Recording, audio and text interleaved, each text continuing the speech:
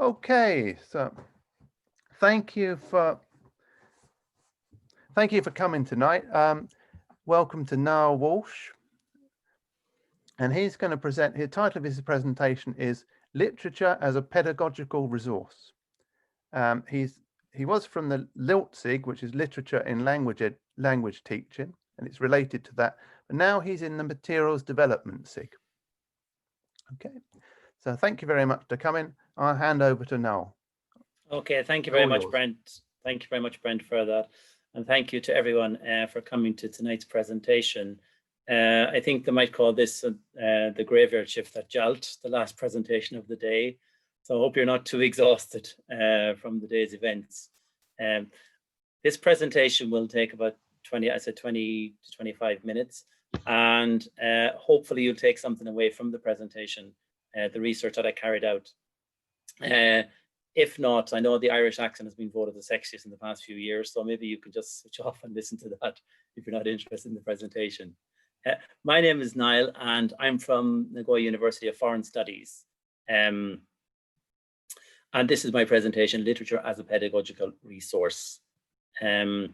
Before I begin the presentation and the research, I just want to introduce myself and my background, because there might be others in the room who have a similar experience to me with teaching English in Japan.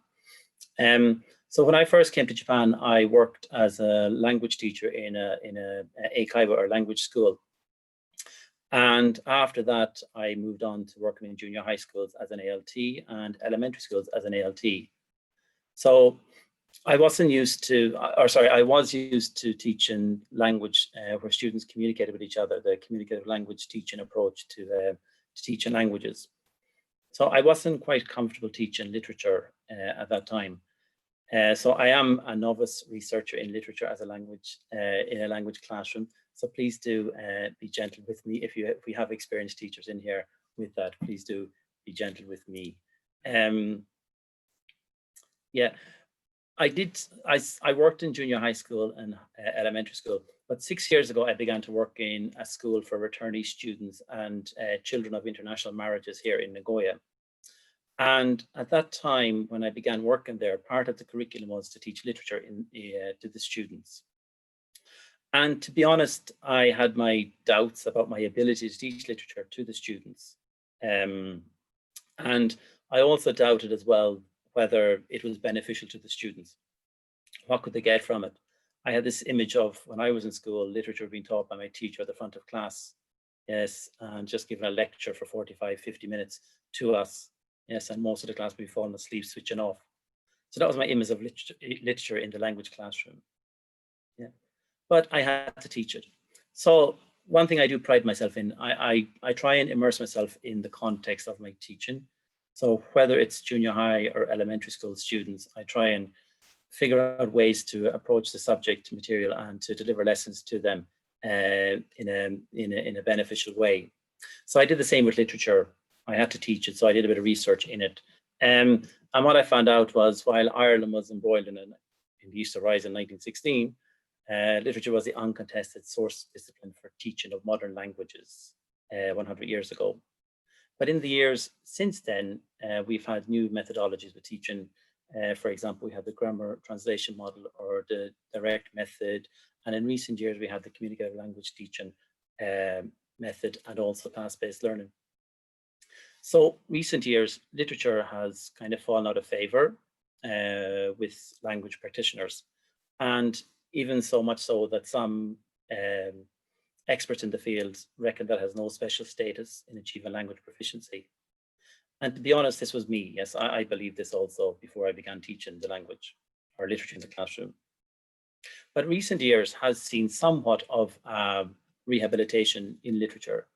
So I'm at pains to find research that show that it's been widely used in classrooms. If there is anyone here who has seen research on that, I would love to know where it is. But a lot of people write that it is seen rehabilitation and it's becoming more popular in language classrooms literature. So it is becoming popular.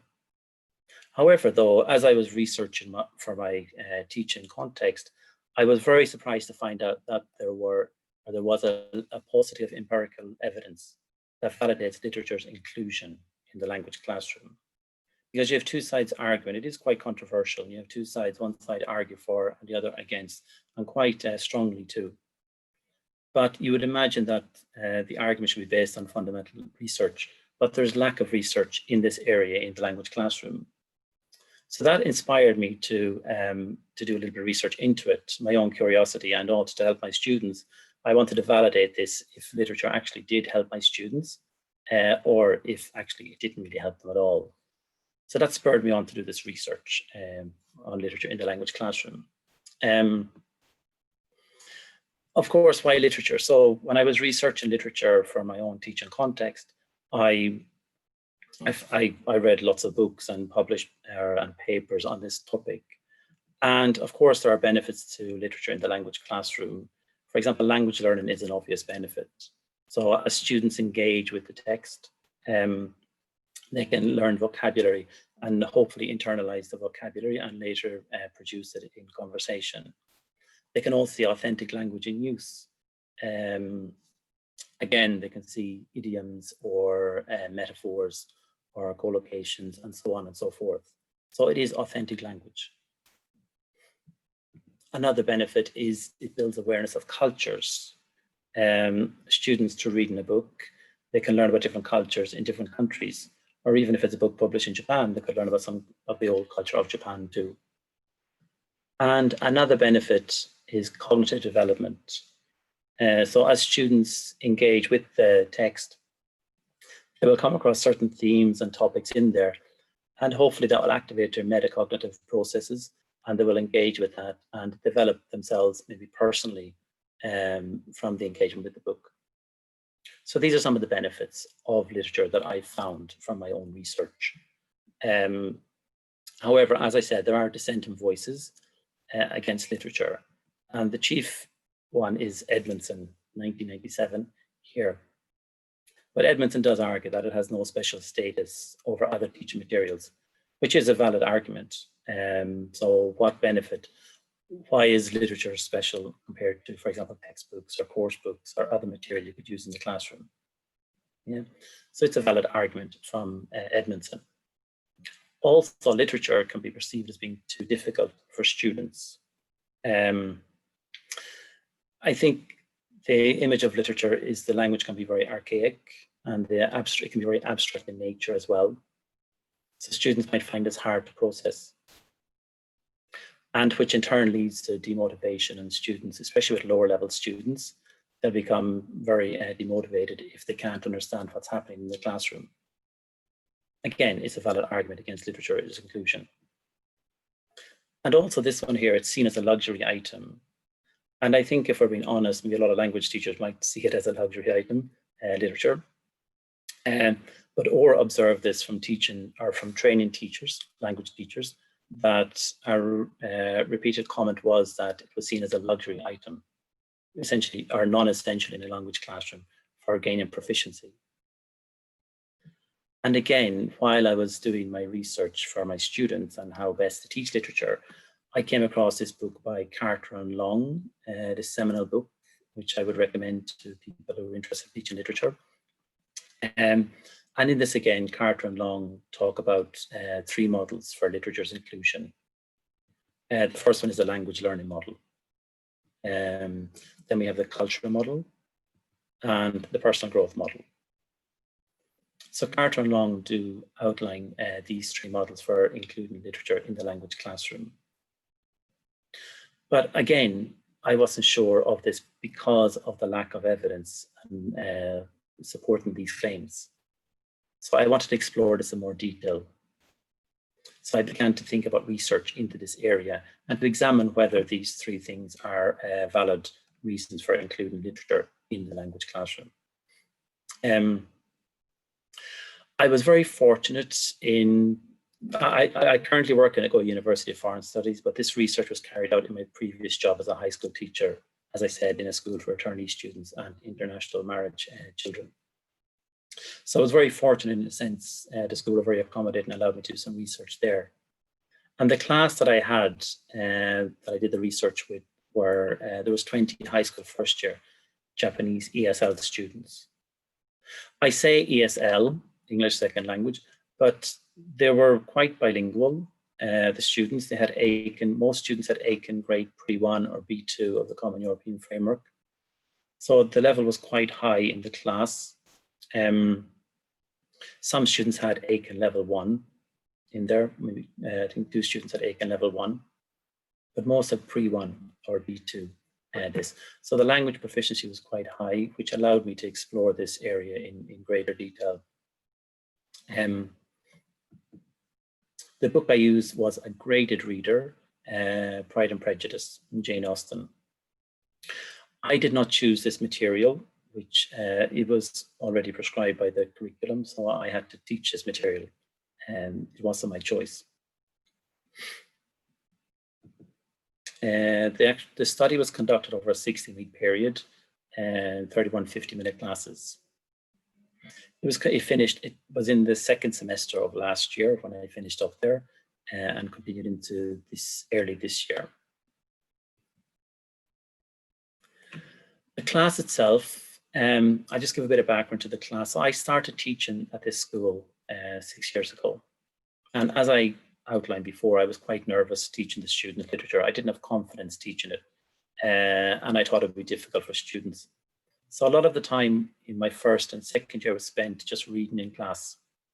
And then I would give students comprehension worksheets and vocabulary worksheets. So it continued like this for a couple of years. But in my third year, I began to realize there was a lot more we could do with the students in the classroom because of their level. So I started using the classroom time more for summaries, discussions, and role-playing activities, and less time was assigned for reading in the class. So eventually, in my final year for the research, I assigned all of the reading for homework. So essentially in class, we were just doing summaries, discussions, role plays on the text. So all the reading was assigned for homework. So I was very curious to find out, if I assign for a homework, can students still acquire language from the text? Can students still learn some of the culture from the text? And can students grow cognitively from reading the text? So basically, from autonomous reading of the text, can students achieve all of these things? And these framed my research questions for the study. So research question 1, does student knowledge of vocabulary? Sorry, I should have mentioned, I measured vocabulary with the language learning. Of course, there are other areas you could cover with language learning, but for my research, the scope of the research couldn't extend that far. So it was just vocabulary here. So research question 1, does student vocabulary show signs of change after autonomous reading of the novel? Question number 2, does knowledge of a foreign culture show signs of change after autonomous reading of the novel? And my research question 3, does personal growth show signs of change after autonomous reading of the novel? 10 minutes. So these, sorry, Brent. Sorry, 10 minutes, sorry. Okay, wow, okay, I'll get a move on. That's right. These are my research questions. And finally, I was talking to a co-worker of mine just maybe last month, and he succinctly put it like this. So can you fling an English book at highly proficient English learners and expect them to learn new vocabulary, culture, and show signs of cognitive assimilation? Essentially, in a nutshell, this is what I was trying to do with my research. I like this here. So data collection. So I went about collecting data on this. Language. I had to collect language data.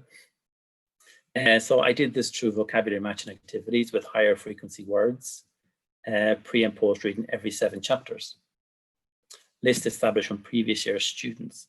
So I did, in the year previous to do my research, I also taught the same level students, the same text, Pride and Prejudice. So in that year previous, I did ask students to record words that were difficult for them. So I had a log of vocabulary that students have found difficult in the previous year.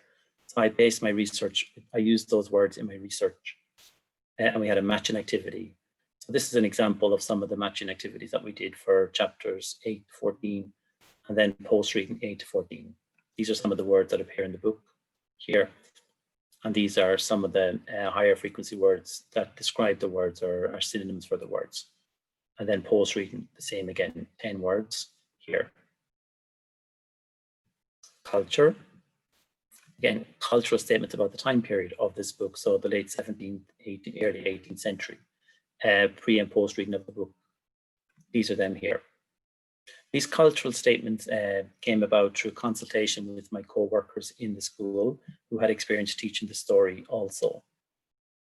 It was a true and false, so students had to answer these 5 questions, true or false, on the day before I distributed the books to the students. That's on the first day of class. And then also they answered the same questions again after on the 16th, in the 16th class, or sorry, the 16th today, the 16th week, the last class. Yeah, so the same questions. And then personal growth. Again, statements related to themes contained in the novel. Pre and post reading of the book. And these again were brought about through consultation with my co-workers. Some of the themes that were going to come up in the book of Pride and Prejudice. These were pre-planned, so I was going to discuss these themes in class. I knew I was going to discuss these in class with the students. So I had a Likert scale here between strongly agree, so 1 up to 5, or sorry, strongly disagree being 1, and 5 being strongly agree. So students had to respond to these statements here.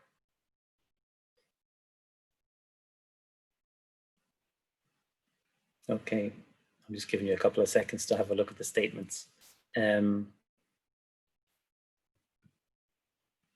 Results. Yes, the results. So vocabulary acquisition. This one here, so drum roll, please. Here. I'll give you a second to look at this.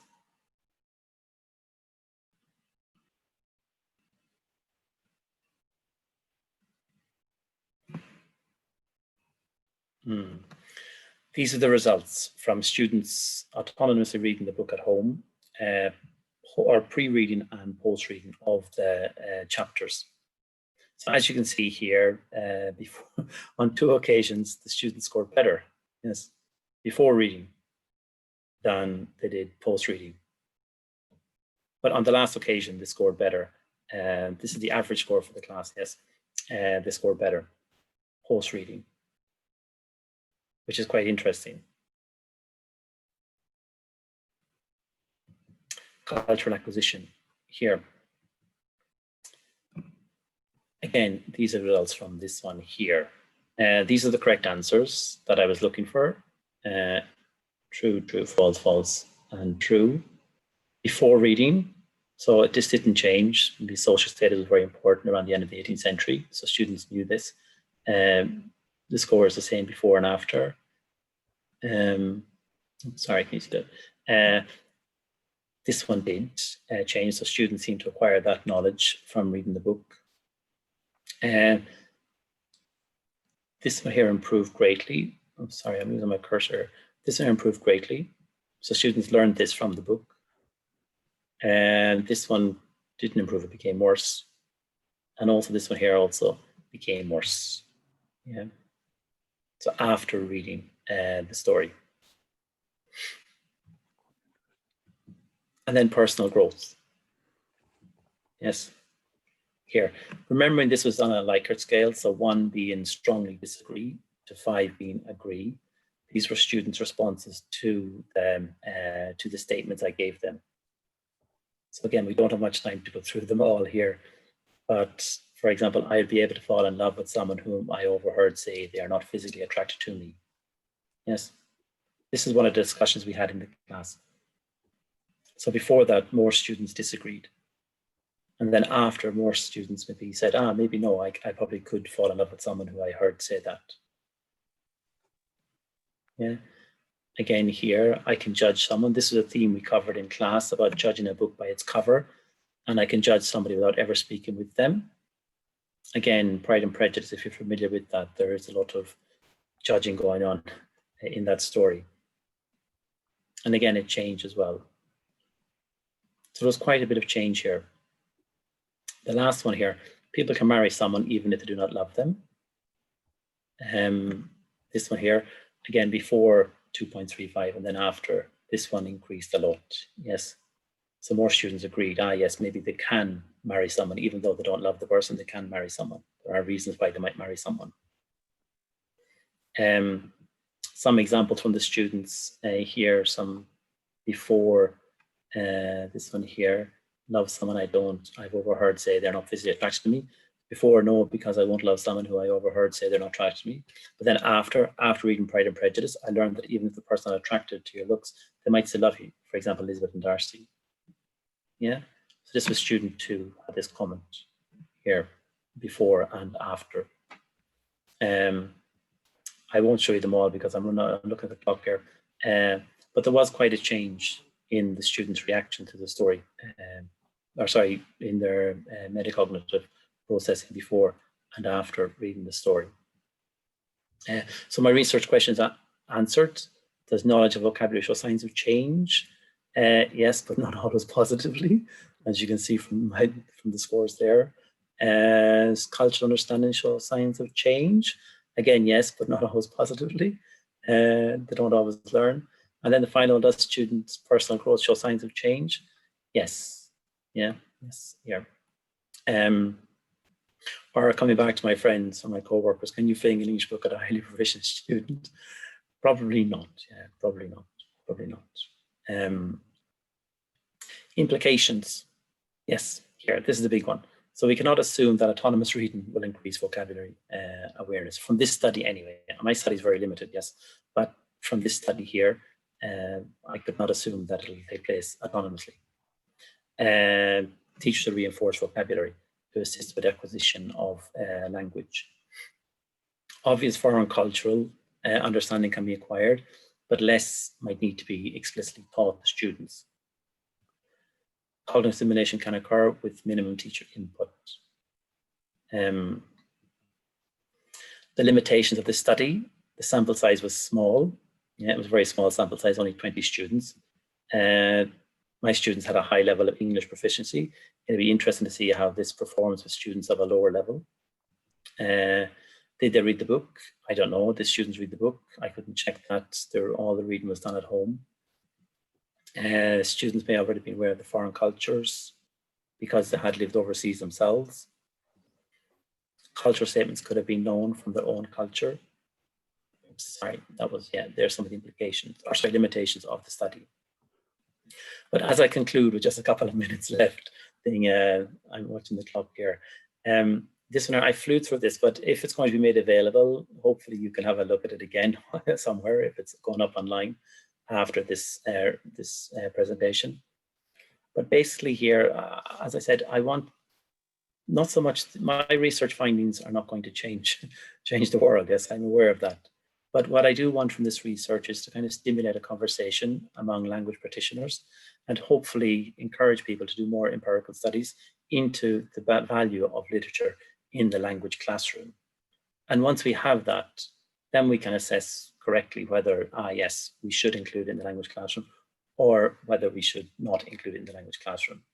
So, and ultimately it'll benefit our students. Okay, sorry, Brent, that was kind of very rushed. No, that's there. Okay. We've got a couple of minutes for questions. If anybody would like to ask Niall a question, I'll throw out one. Yeah, please do. So would you do it again? I'm not sure. What's your ultimate conclusion? Is it worth doing literature in the classroom or not? Yes, I am very much, I'm coming from a background of, I said, communicative language teaching, where my whole focus is getting students talking. But despite these results here, yes, I would teach it again. I would. I'm very much a convert to literature in the language classroom. Yeah, I'll give you one example of just briefly, if I may. I was teaching Wuthering Heights, and we had a mock trial for Heathcliff, who's the main protagonist in that story. Right. And before that we had the mock trial for Heathcliff, I asked students who, put your heads down on your desk, 20 students, raise your hand, who thinks Heathcliff is a bad guy, essentially, who thinks a bad guy. So we had 20 students raise their hand, 19 said yes, one student said no, but I think he was just trying to be different. we had the mock trial, we had a trial, and we had Heathcliff on trial. We had different people, and the students were asking questions, and we went through the whole story and everything, and how Heathcliff turned out like that. At the end of that trial, it took a couple of classes. Put your head down on the desk. I asked students again, okay, raise your hand. Who think Heathcliff is really a bad guy? 19 students raised their hand, but this time they didn't think he was such a bad guy. Yeah. You know, they think that circumstances dictated how he turned out. So that for me sealed it for me, literature in the language classroom. Yeah, that showed me that. That's, as Hall is another writer. He says it's education in short for me. Literature in the language classroom. I would definitely encourage people to use it. Yeah, in the language classroom, despite the findings here with the vocabulary and the cultural acquisition thing. But yes, I would encourage people to use it. I'd like to ask another question, but I don't want to hog there's probably no more time. And is there someone else maybe who wants to ask something? I think you can. Is it okay if I ask? Hello? Okay. Yeah, is it okay? Thank you for your presentation. I was just wondering, like I'm also kind of new at this. How have your findings changed your approach to researching literature? Like what have you learned the most from this experience? Well, unfortunately, Cam, I changed jobs this year, and I don't teach literature at the moment in my current job. I'm back teaching communicative language teaching style, but I would, if I was to teach it again, and hopefully I will spend more time working on vocabulary in class, and I'd also maybe not so much maybe some cultural aspects of the novel. I would introduce those that I feel maybe are interesting for the students that they might not catch. The reason I think the ones, we kind of flew through it there in the end, but the ones that students got were very obvious ones. I think about, if you're familiar with Pride and Prejudice, Mrs. Bennet wants to get her children married. Yeah, so it's quite obvious that they wanted to marry someone, yes. So those ones were very obvious for the students. But lesser ones like could marry relations, that's not very obvious from the reading the text itself. So I would spend more time working on vocabulary maybe in class, reinforcing the vocabulary, and also I would spend more time on cultural aspects of the novel, if I was to teach it again. Yeah. Okay, I think we're out of time. Jean, can you want go on quickly? Go on, Jean, if you want. If it's not too difficult. Quickly, yeah. grab the chance. You said you used the graded reader. If you would do it again, would you use the authentic text? I often find just looking at graded readers, it kind of saps the joy from the literature. It just, yes, it does. It does, Jean. Yeah. Yes, I would. And as I said in the presentation, that this was not my choice. So if I had a choice, I was pushing for the original. So I myself would prefer to do the original with those students. I mean, with Pride and Prejudice, I could well imagine that really you couldn't do the original, but just to find a book that you could use in the original, maybe something written 150 years later or something. Yes. But yes, I would encourage you to do to work with the original if possible. So not the graded readers. Yeah, not the graded readers. Thank you. Oh, we've got one quickly from Cam again. Will you have some qualitative data responses published? That's what I'm hoping for, Cam. Fingers crossed, it's in the works. Please share, because this is something that I'm very interested in. So I hope I can be in touch with you in the future.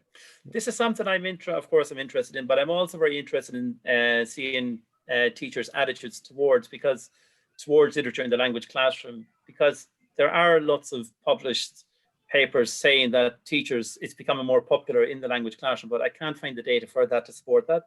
So my next research project is actually maybe to survey teachers and see actually how many teachers are using it in the language classroom and their attitudes towards literature. That's my next project. Yeah. Okay, I'll just throw out very quickly that I did French language and literature 30 years ago, and what stays with me now is the literature that we did, not really the language training. It leaves it has an impact on your literature. Yes, definitely.